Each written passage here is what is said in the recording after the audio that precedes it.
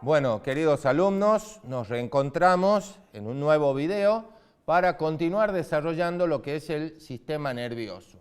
Vimos hasta lo que era el botón sináptico, ahora vamos a desarrollar más en profundidad lo que es la unión neuromuscular, por ejemplo, que es el botón sináptico, donde nosotros vamos a tener diferentes porciones dentro de esa sinapsis, de esa unión, ¿sí?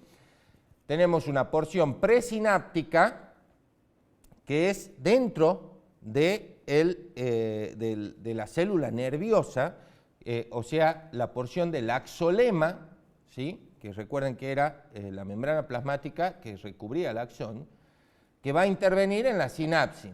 La porción postsináptica, que es la porción del plasmalema, de la membrana plasmática de la célula que va a ser que va a intervenir en esta unión, y el espacio que queda entre ambas, que se llama hendidura sináptica, ¿sí? O hendidura extracelular intermedia, ¿sí? Con hendidura sináptica yo estoy chocho de que me digan, ¿sí?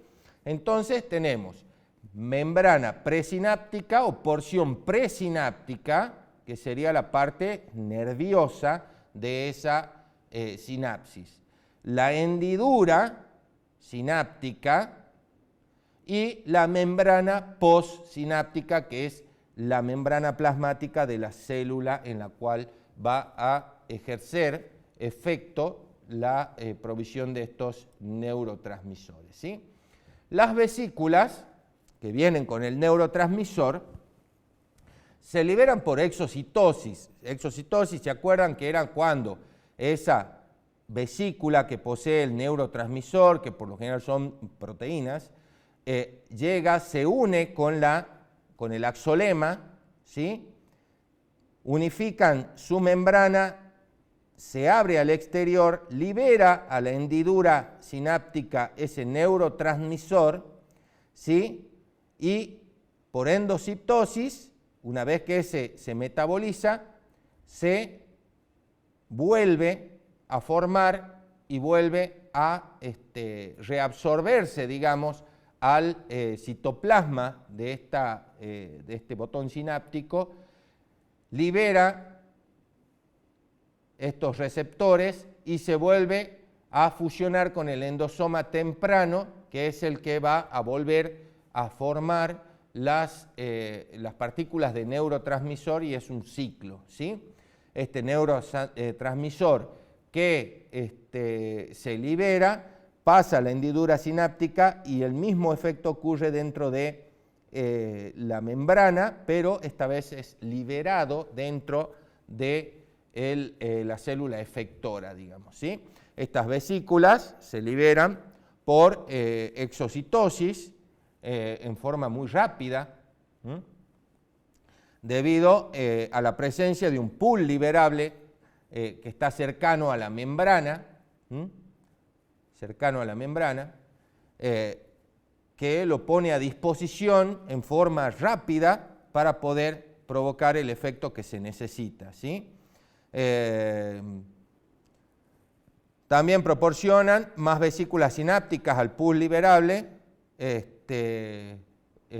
teniendo en cuenta este ciclo, ¿sí? del endosoma temprano y la vesícula de liberación, ¿sí? Formando ese pool de reserva que se encuentra en el citoplasma de la célula neuronal, ¿sí? El efecto va a depender del transmisor y también del receptor activado que tenga la célula efectora. Hay numerosos neurotransmisores, como pueden ser aminas, ¿sí? Acetilcolina, noradrenalina, dopamina, serotonina, histamina. Aminoácidos como el glutamato, el aspartato y el ácido gamma aminobutírico, también así la glicina. Péptidos, la encefalina, la beta-endorfina, la dinorfina. Purinas como el ATP y compuestos gaseosos como el óxido nítrico o el óxido de nitrógeno. ¿Cómo vamos a clasificar la sinapsis a partir de su localización, o sea, cómo vamos a clasificar las uniones entre células nerviosas o entre células nerviosas y otras células. Vamos a tener las sinapsis axodendríticas, ustedes fíjense, axodendríticas, axo hace referencia a axón, dendríticas a la dendrita, entonces va a ser la unión de un axón con una dendrita, ¿sí? Un axón con una dendrita. Axón con una dendrita. Axosomática, que sería la que es unida un axón con el cuerpo o soma de la célula neuronal. Axoaxónica, que es la unión de un axón con el axón de otra célula. Dendrodendrítica, que es la unión de dendritas con dendritas. Acá vemos dendrita con dendrita. Y somática, que es la unión de una célula, el cuerpo, con el cuerpo de otra célula. ¿Sí? Somática.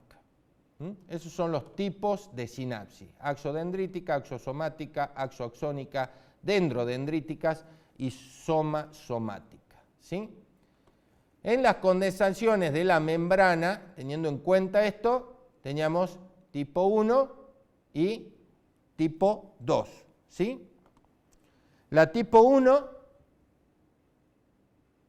la condensación postsináptica es más notable, ¿sí? La condensación postsináptica es más notable, lo que le confiere un aspecto asimétrico típico y de hendidura sináptica ancha, ¿sí? Hendidura sináptica ancha, ¿tá? Y fíjense, la parte postsináptica es mucho más notable. En el caso, por lo general estas las encontramos en lo que son las sinapsis excitatorias. En el caso de los que son las inhibitorias, ¿sí? Hay condensaciones similares, pero en menor espesor, ¿sí? En menor cantidad, por decirlo así. Son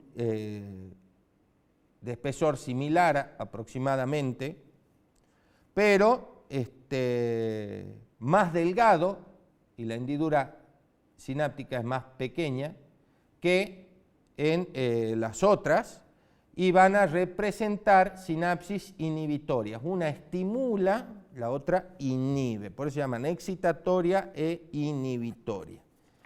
¿Sí? Ahora vamos a pasar a lo que son las células sostén del sistema nervioso, o células de la guía, no neuronales, que si nos ponemos a contar en cantidad superan a las neuronas. Hay muchas más células de la neuroglia que células que neuronas, ¿sí? Y las íbamos a clasificar en lo que eran astrocitos, oligodendrocitos, microglia y células del epéndido, ¿sí? Lo que son los astrocitos son unas células en forma estrellada, también como las neuronas, que poseen numerosas ramificaciones. Algunas de las prolongaciones están en contacto con un vaso sanguíneo y esto recibe el nombre de pie chupador. ¿Eso por qué? Porque una de sus particularidades o de su función especial es la nutrición de las neuronas. Entonces, ese pie chupador que está en contacto con un vaso sanguíneo adquiere los nutrientes y estos son acercados en forma eficiente a las neuronas. Los astrocitos teníamos de dos tipos, lo que son los fibrosos y los protoplasmáticos. En el fibroso el contenido fibrilar es importante, fíjense la cantidad de, parece como si fuese un sol, a diferencia de lo que es el protoplasmático. Entonces el fibroso tiene un contenido de fibras importantes.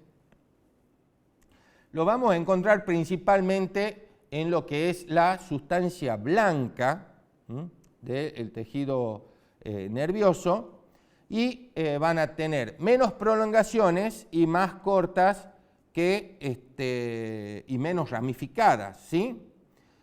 En cambio, los protoplasmáticos van a poseer muchas ramificaciones más largas, muy ramificadas, y los vamos a encontrar también en lo que es la sustancia gris.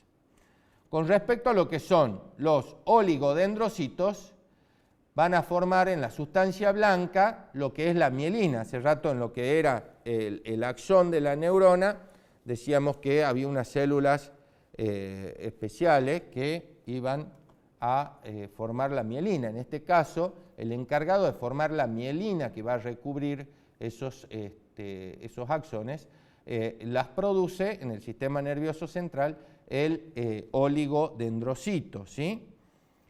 Poseen menos prolongaciones que las otras células, fíjense, unas pocas prolongaciones, y están adosados a los cuerpos de las neuronas.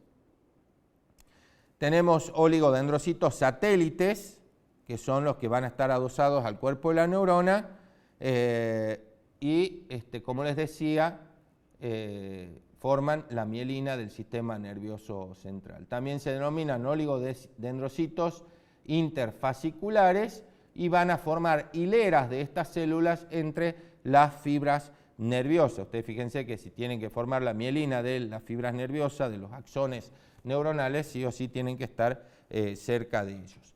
La otra célula es la célula de la microglia, que bueno, reciben este nombre porque son células muy pequeñas, con un núcleo reducido y oscuro, y tienen delgadas prolongaciones con finas espinas que forman parte de estas prolongaciones. La encontramos sobre todo en lo que es sistema nervioso central y más numerosa en lo que es la sustancia gris. Y por último, las células del epéndimo o células ependimarias, que son las que constituyen un epitelio cúbico simple. Fíjense que los núcleos son redondos, ¿sí? Si bien para mí es un cilíndrico bajo, un cúbico alto, por decirlo así, pero teniendo en cuenta la forma del núcleo, sabemos que es cúbico. Si fuese un cilíndrico, los núcleos tendrían que ser más ovalados, ¿sí? Y posee unas prolongaciones, unas especializaciones de la membrana apical, que son cilias, y son las que van a mantener en movimiento ese líquido que circula por dentro. Entonces van a recubrir lo que son los ventrículos cerebrales y el conducto central de la médula espinal, ¿sí? También las superficies laterales de la célula van a estar comunicadas por nexos, que era el otro tipo de conexión, de intercambio intercelular, y también tiene desmosomas dispersos en la membrana lateral. La fibra nerviosa, cuando hablamos de fibra nerviosa, estamos hablando principalmente de lo que es el axón de la neurona, y va a estar compuesto el axón con lo que es la vaina de mielina, que es producida por la célula de Schwann. A intervalos va a encontrar como una depresión libre de mielina que se llama nudo o nódulo de Ranvier. Los grupos de fibras nerviosas, acá tenemos una fibra nerviosa, o sea, un axón, y esto comienza a formarse grupos, esta es la célula de Schwann y la vaina de mielina que produce, Y todo esto va a formar lo que es una fibra nerviosa, un grupo de axones, ¿sí?, rodeados por una célula de Schwann que le forma su cobertura, ¿sí? Esa célula de Schwann es la que se enrosca en ese axón y provoca que se forme esa vaina de mielina.